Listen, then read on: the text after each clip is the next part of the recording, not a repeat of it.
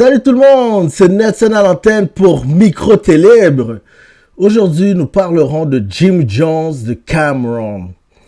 Est-ce que les amitiés d'enfance ou d'adolescence sont faites pour durer toute une vie?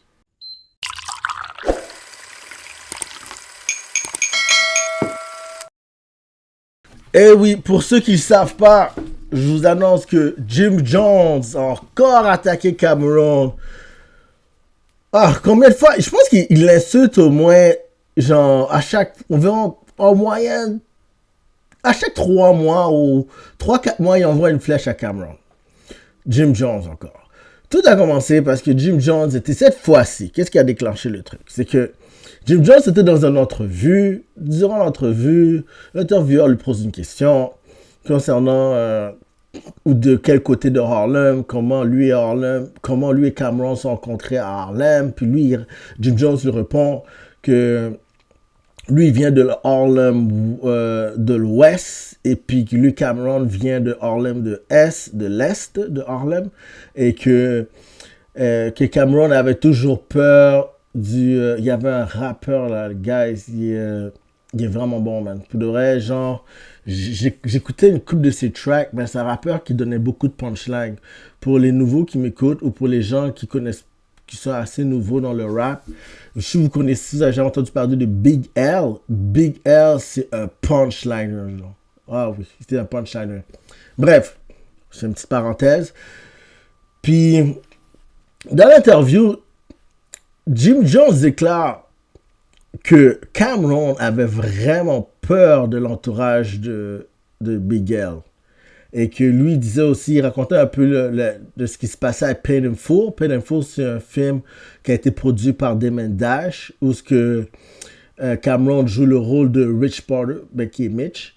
Et puis où il joue le rôle de Mitch, puis tout ça. Et là, il joue le rôle, puis c'est Damon Dash, il dit qu'il faisait partie. Mais Paid in Full, comme je dis, c'est un classique, c'est un film old school. C'est un peu dans le même genre que Menace of Society ou Boys in the Hood. Juice, c'est un peu genre, style ghetto, old school, un peu de musique, tu sais. C'est un peu ce style-là, ok, guys? Et puis là, il raconte que il disait que Cam'ron was terrified, qu'il était terrifié de l'environnement de toute la cour de Big L. Là, Cam'ron lui répond, il envoie un message sur Internet qui disait que... Bref, il se paraît que le courant a été coupé dans le warehouse de Jim Jones au Bronx, New York, et que dans un sens, au lieu que tu racontes des ragots sur moi ou n'importe quoi, assure-toi qu'il y a le chauffage dans ton warehouse. Parce que là, vous gelez, vous faites des podcasts comme Let's Rap About It, qui est composé de Maino, Fabulous et Davis, incluant Jim Jones. Les 4, ils sont là. Quand tu les regardes, guys, ils sont toujours en veste, comme ils ont des manteaux sur eux. Tu vois qu'ils sont pas habillés. Comme les gars, tu vois qu'ils sont couverts. Puis ils sont censés être dans un podcast, tu vois, je veux dire, comme dans un salon. Pourquoi quelqu'un dans un salon, dans un podcast, doit avoir son manteau? Là, il y a des rumeurs qui disent que le courant, le chauffage a été coupé dans le warehouse de Jim Jones. Et aussi que, supposément, Cam'ron dit qu'il a vu une vidéo où Jim Jones court après le propriétaire du warehouse pour éviter de le payer parce que le propriétaire a osé réclamer son argent pour le mois qui vient de se passer. Alors, bref, tout ça là, la chicane encore pognée. Là, Jim Jones répond à Cam'ron, yo, pull up, où est-ce que t'es, pull up, t'es soft, la Freaky Ziki. Il y a Jim Jones envoie un message à Freaky Ziki pour dire t'es soft aussi. Là, Freaky Ziki reprend à Jim Jones pour dire est-ce que je t'ai soft la fois que les gars de Détroit, il y a longtemps, ils voulaient ta peau durant un concert et tu m'as pris pour te protéger. Tu t'es mis derrière moi comme si j'étais un bouclier, genre. Comme si, genre, Jim Jones, il serait Link, puis t'as comme le bouclier, le shield, comme Link dans Zelda, là, puis Freaky Ziki serait le bouclier, genre. Je veux dire, moi dans tout ça, ok, guys, c'est comment je vois ça, je veux dire, c'est pas nouveau. Jim Jones et Cam'ron, ils chicanent tout le temps. Puis là, on peut oublier ça. 50, lui, Il est venu là-dedans, puis il fait juste encore, pardon, il fait juste encore envenimer la situation en rajoutant du piment parce que vous savez bien, 50, il apprécie pas Jim Jones du tout. Alors, la chicane à poignée. Moi, ce que je regardais, tout ça, moi, ça fait penser à un truc, gars. Je me suis dit, tu sais, vous savez, lorsque vous êtes jeune, là, souvent ça nous arrive qu'on a beaucoup d'amis. On va dire que vous avez beaucoup d'amis, vous êtes une gang d'amis, vous êtes au primaire, au secondaire, vous êtes une grosse groupe d'amis, hein. Vous êtes les mêmes boys, les mêmes 10, 15 boys, même au collège, ouais, au collège ou par exemple au cégep, vous êtes encore dans une grosse gang d'amis encore, tu sais. Mais arrivé, plus que tu t'approches vers la fin du secondaire ou tu commences début le cégep, t'as des amis, justement, eux, qui ils ont pas pu avoir leur secondaire 5, ils n'ont pas pu terminer leur secondaire, ils sont restés un peu à l'arrière. Puis t'as d'autres comme ceux qui vont au cégep, tu crées un nouveau groupe d'amis, vous êtes plus vraiment rendus, tu sais, t'as des amis qui sont mis en couple durant toute votre année scolaire ou durant toute la période de votre vie. Il y a du monde qui sont mis en couple, qui sont mariés, qui ont eu des enfants. Il y en a d'autres, malheureusement, comme qui viennent du ghetto ou dans les endroits plus défavorisés, qui sont finis en prison ou qui sont finis six pieds sous terre.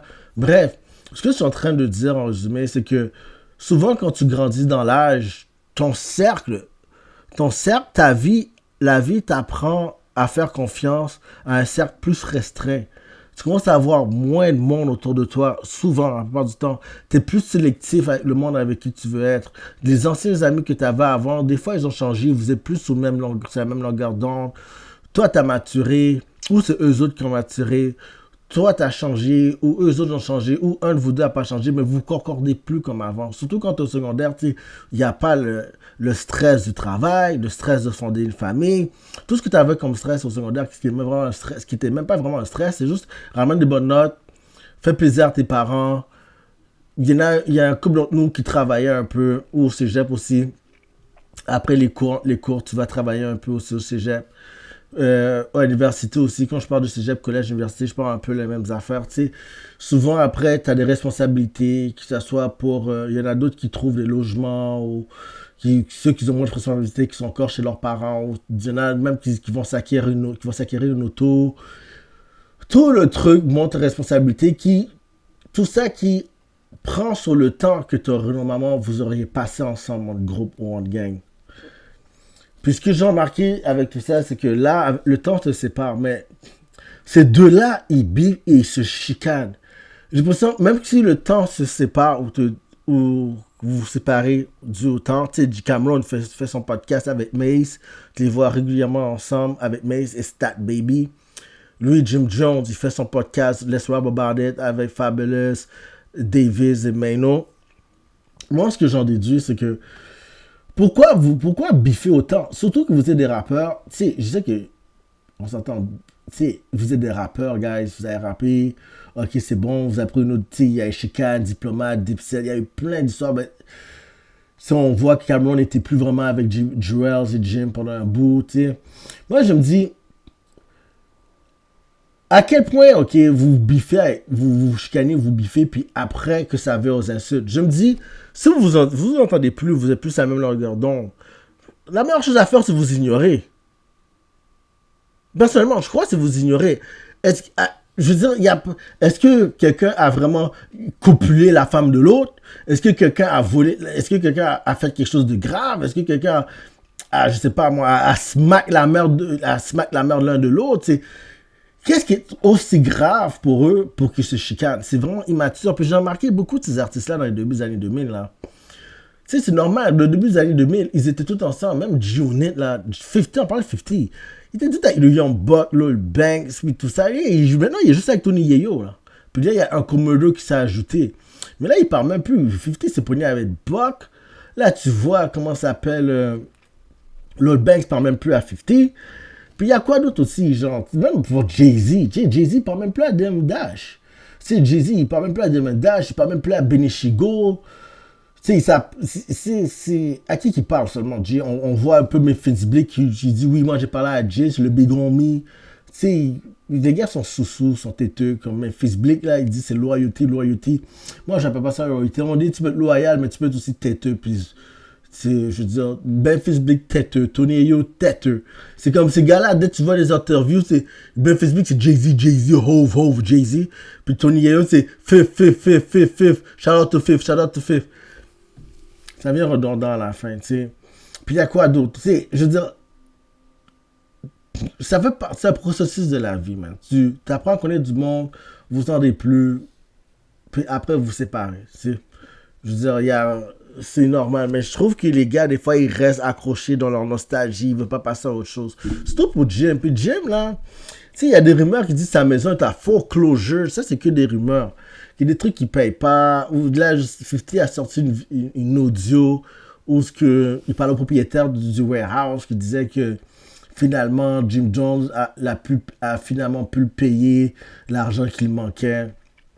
En tout cas, là, on sait qu'ils sont encore chicanés, mais là, je vous dis ça, puis ça va encore continuer encore. L'année vient juste de commencer, puis des fois, tu me dis, il va y avoir une certaine résolution. J'ai entendu de bon comme une résolution pour Jim Jones, de pas attaquer Cameron. Puis pour de vrai, guys, la majorité du temps, c'est Jim Jones qui attaque Cameron, honnêtement, là. Je me suis dit, ok, l'année vient de commencer, New Year, New Me, je ne veux plus faire ce que j'ai fait l'année dernière. Mais non, il y en a qui s'accrochent encore à leurs vieilles habitudes. Mais bon, c'était tout pour moi. C'était Nelson à l'antenne pour Micro Télébre. Prenez soin de vous, man. Peace.